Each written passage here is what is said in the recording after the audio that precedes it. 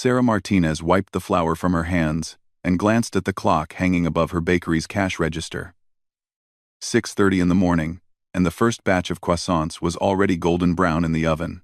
The sweet smell of baking bread filled the small shop in downtown Denver, a scent that had become as familiar to her as the sound of jet engines once was. 9 years had passed since she'd last worn the blue uniform of the United States Air Force.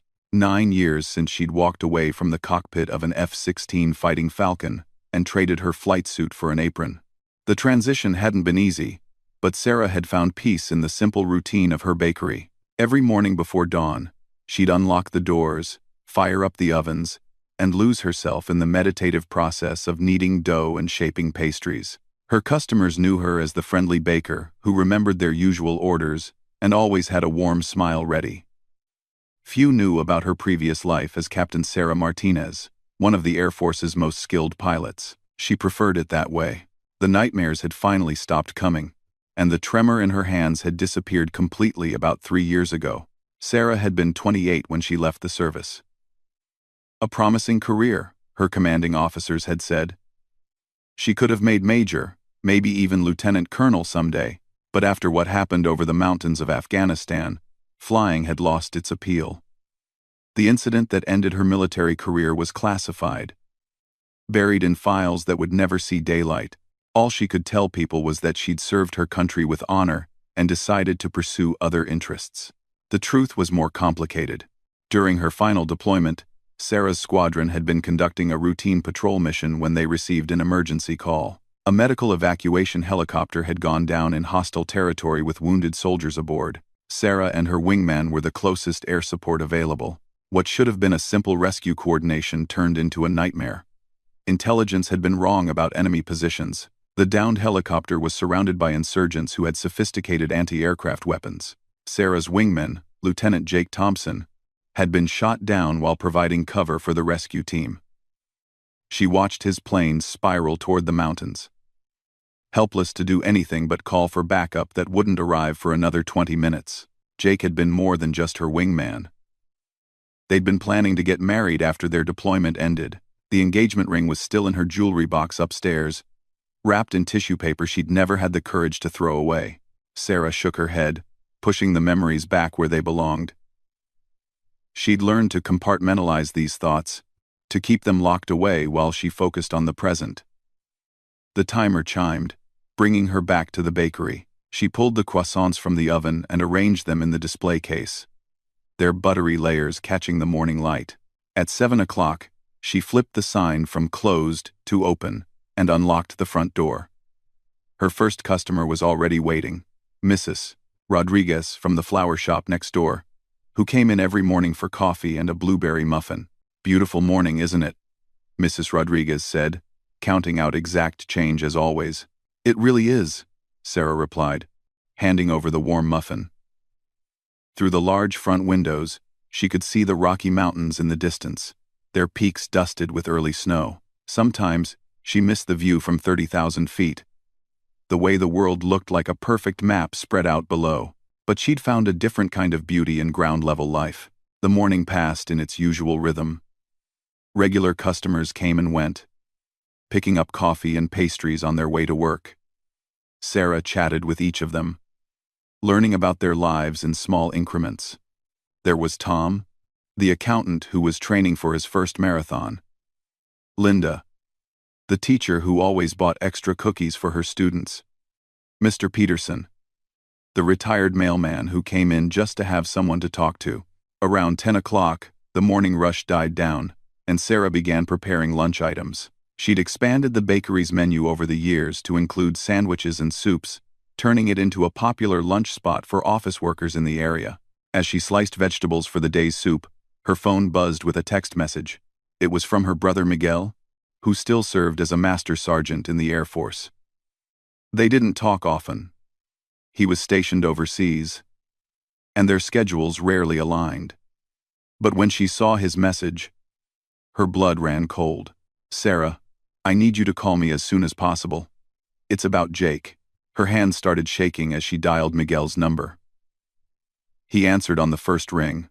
"Miguel, what's going on? What about Jake?" "Sarah, I don't know how to tell you this. His voice was tight with emotion. They found him. Jake's alive.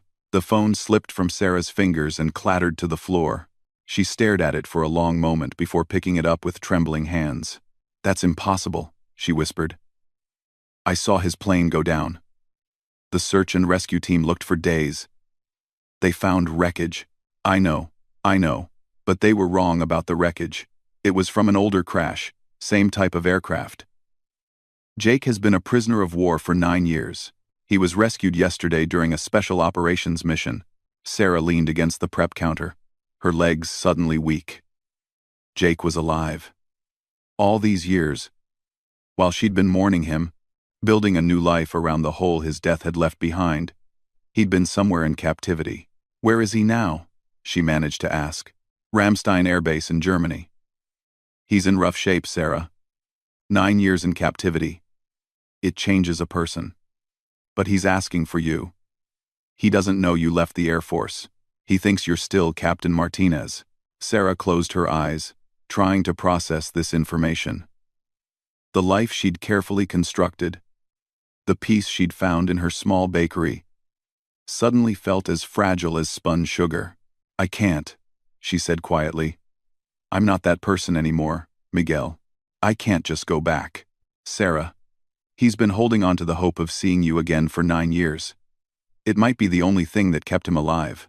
Through the bakery's front window, Sarah watched people walking by on their way to lunch meetings and afternoon appointments. Normal people living normal lives, just like she'd been trying to do. But Jake was alive, and everything she thought she knew about the past 9 years was suddenly uncertain. I need some time to think, she told Miguel. You don't have much time. There's something else. The military is keeping this quiet for now, but word is going to get out.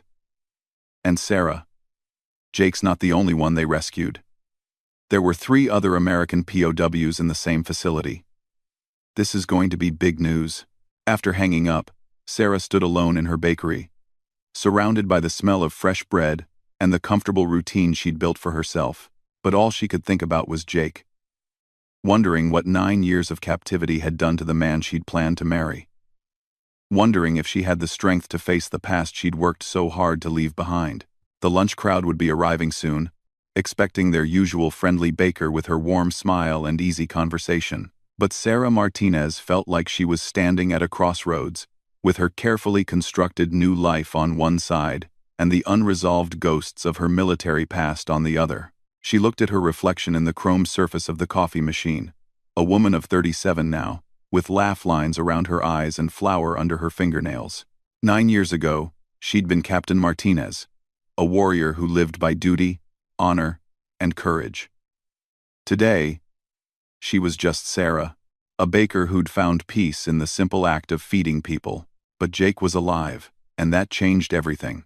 As customers began filtering in for lunch, Sarah forced herself to smile and take orders, her mind racing with questions she couldn't answer.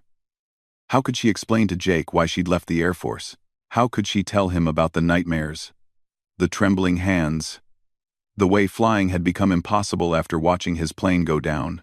And most importantly, how could she explain that the woman he'd been thinking about for 9 years, Captain Sarah Martinez, fearless pilot and devoted fiancée, no longer existed?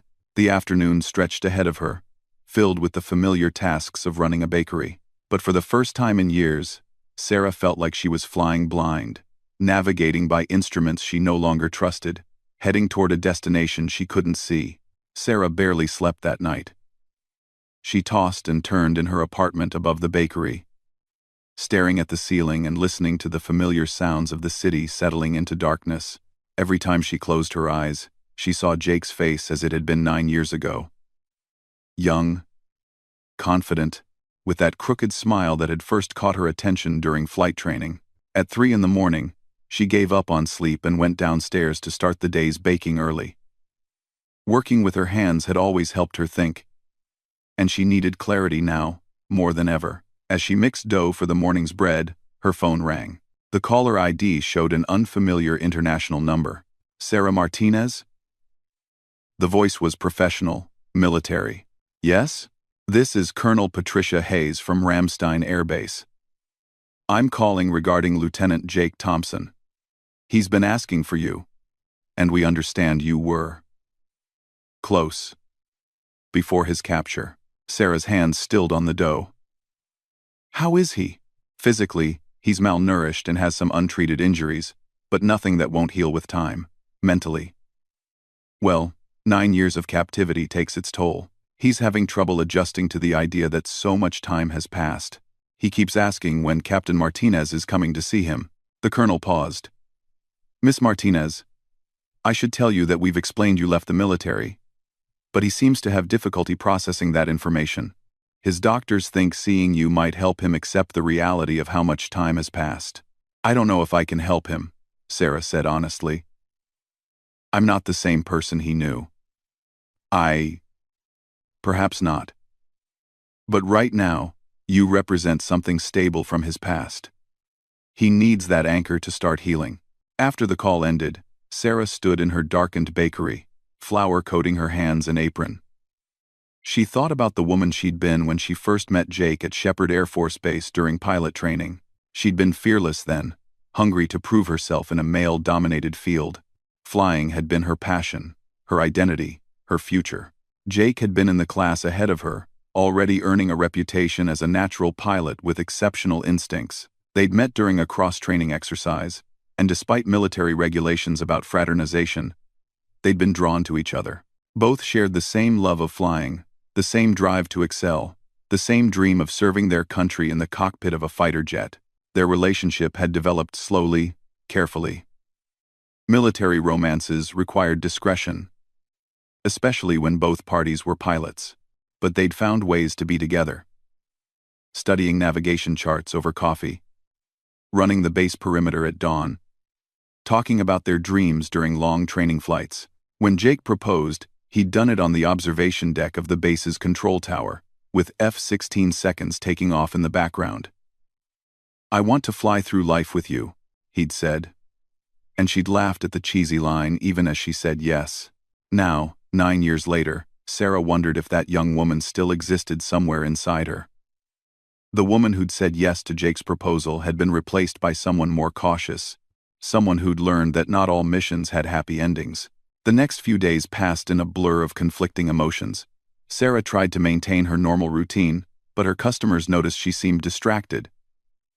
Mrs. Rodriguez asked if everything was all right. Tom, the accountant, commented that the usually perfect croissants were slightly overbaked.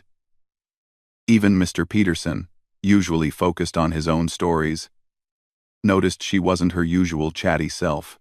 Miguel called every day with updates. Jake was responding well to medical treatment.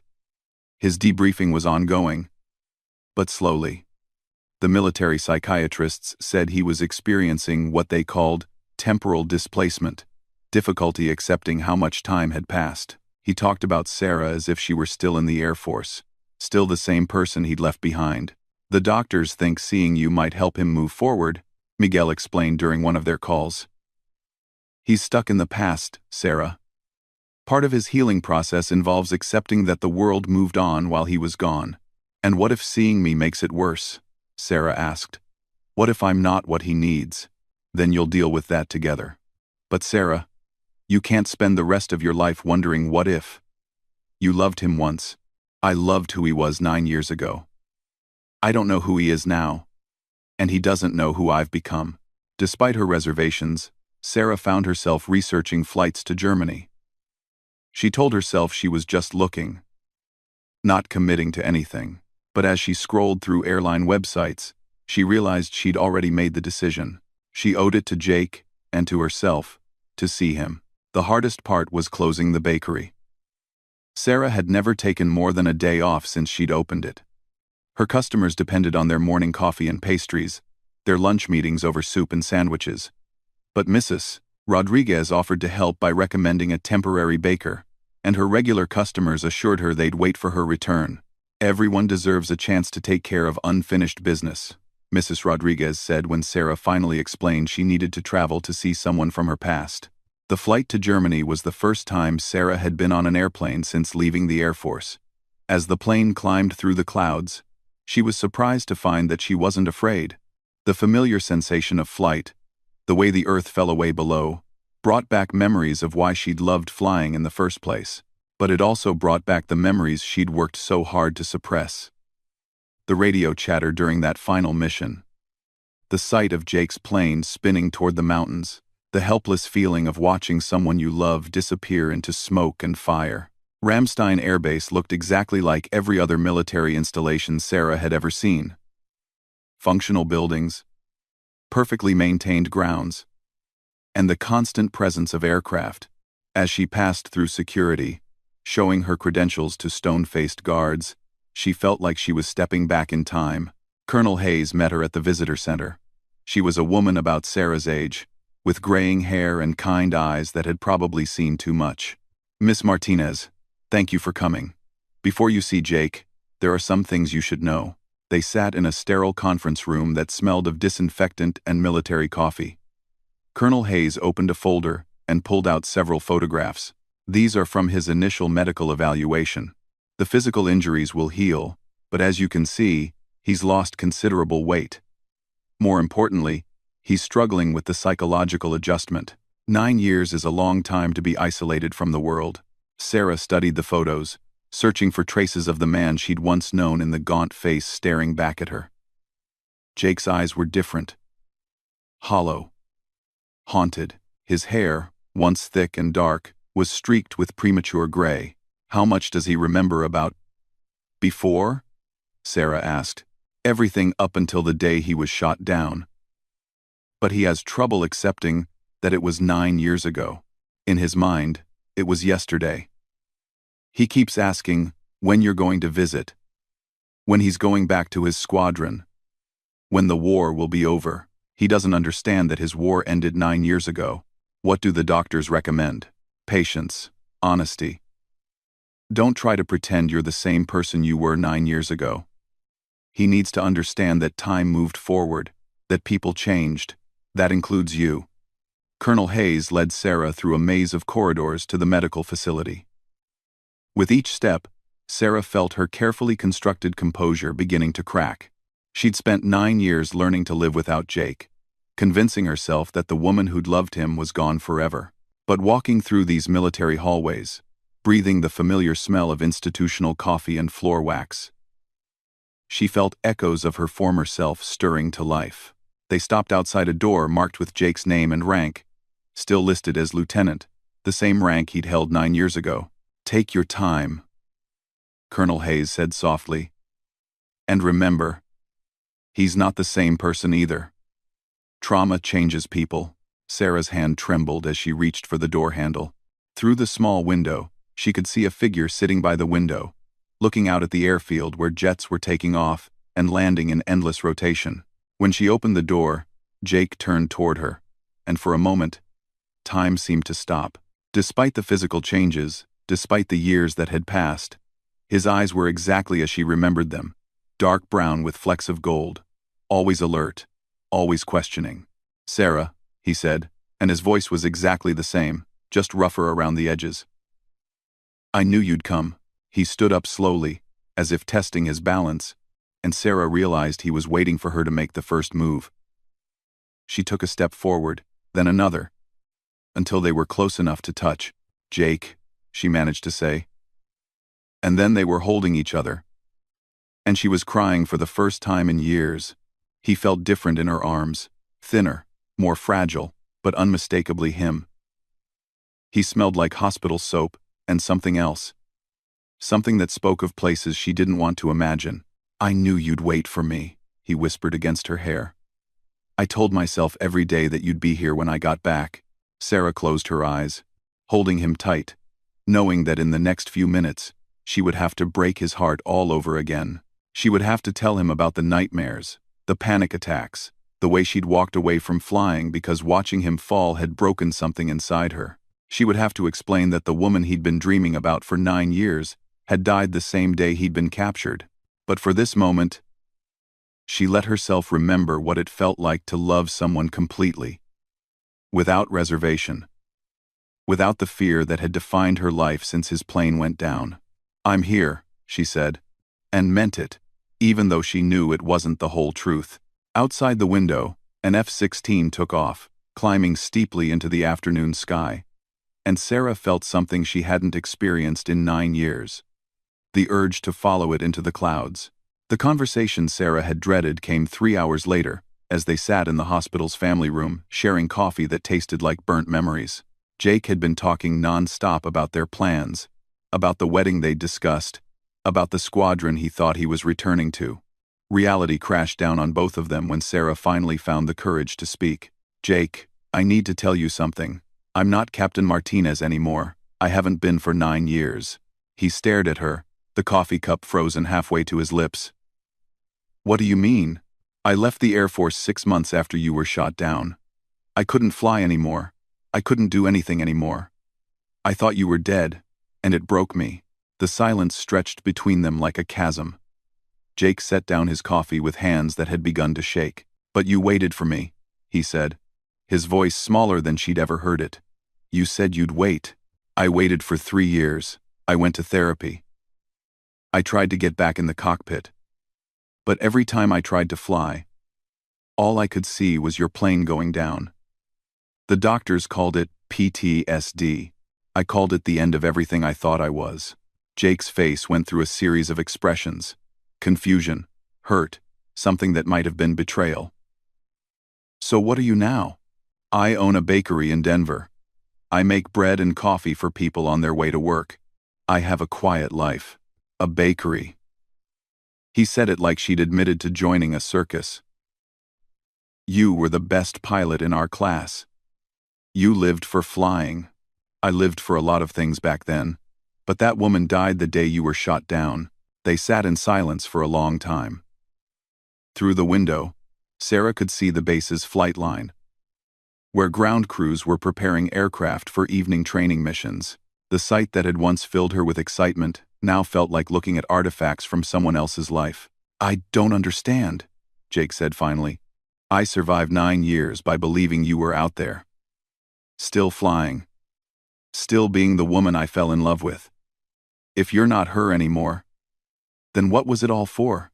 It was the questions Sarah had been afraid of, because she didn't have a good answer.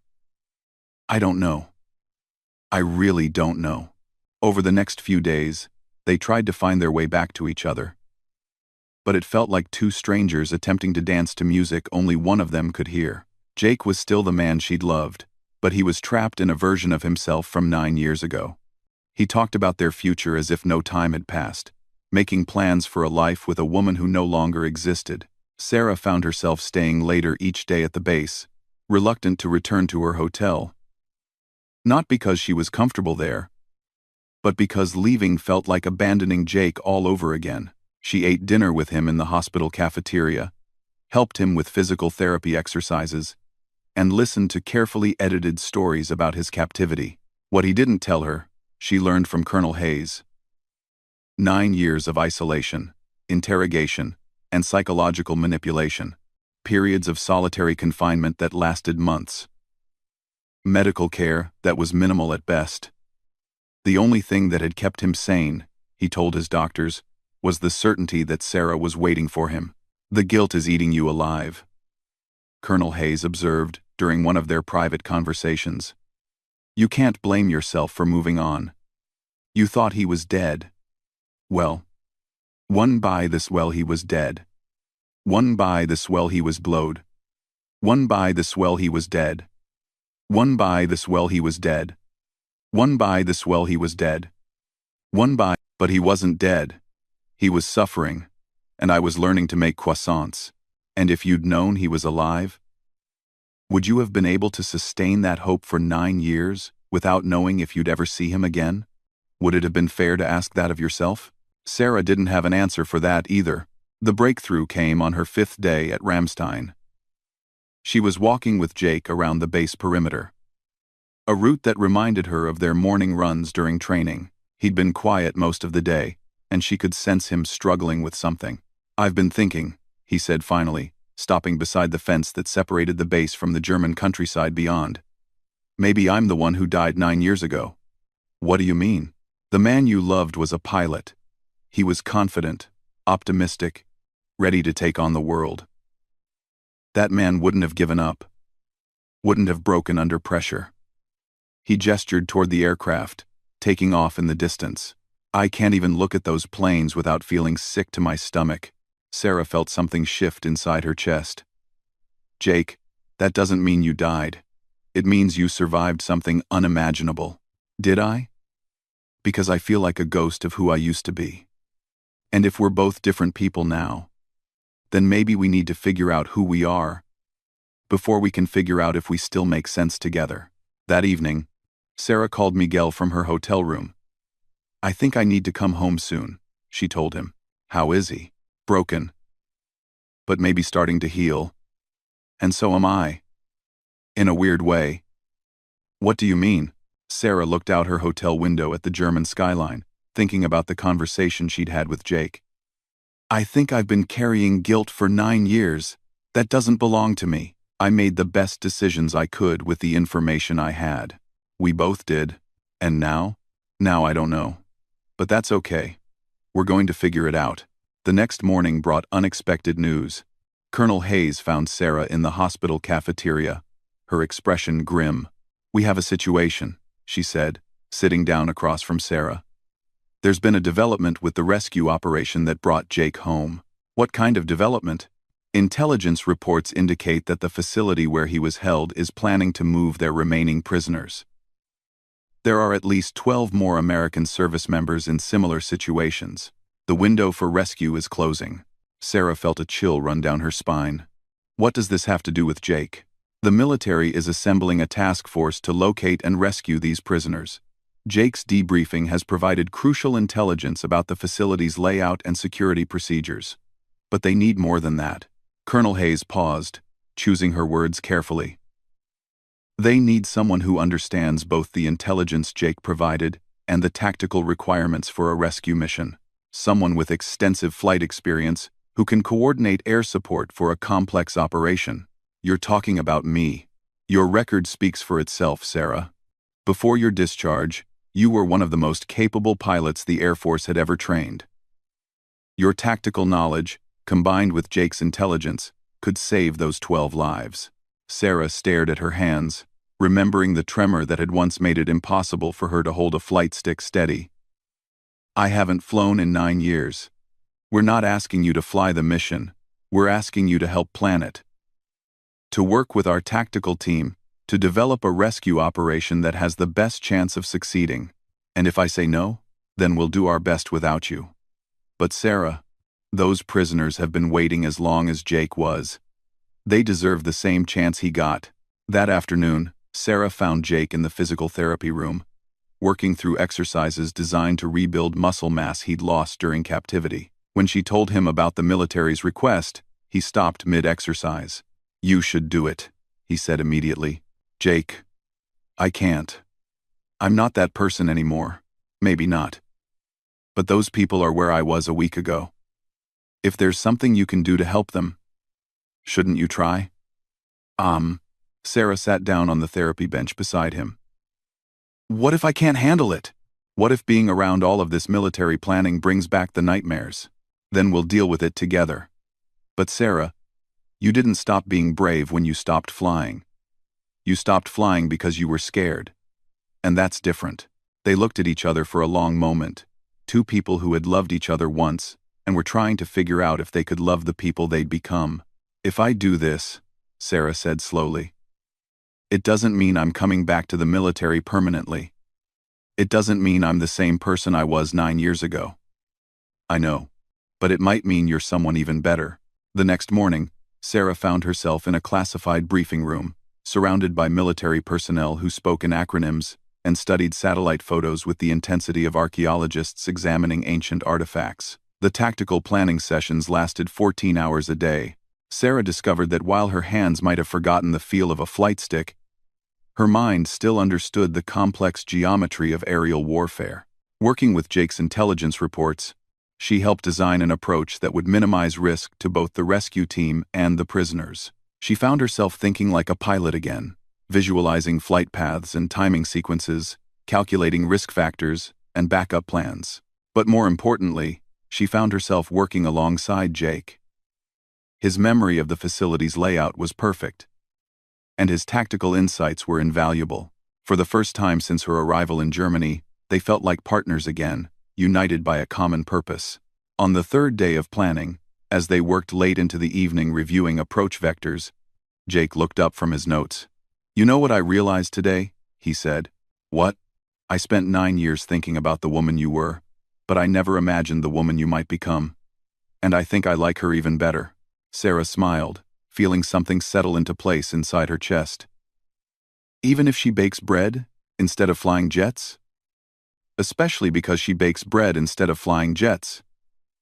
It means she chose kindness over glory. That takes a different kind of courage." Openness. The rescue mission launched 3 days later. Sarah wasn't in the cockpit, but she was in the command center, coordinating communications between air and ground units. As she watched the real-time video feeds and listened to radio chatter, she felt something she hadn't experienced in 9 years.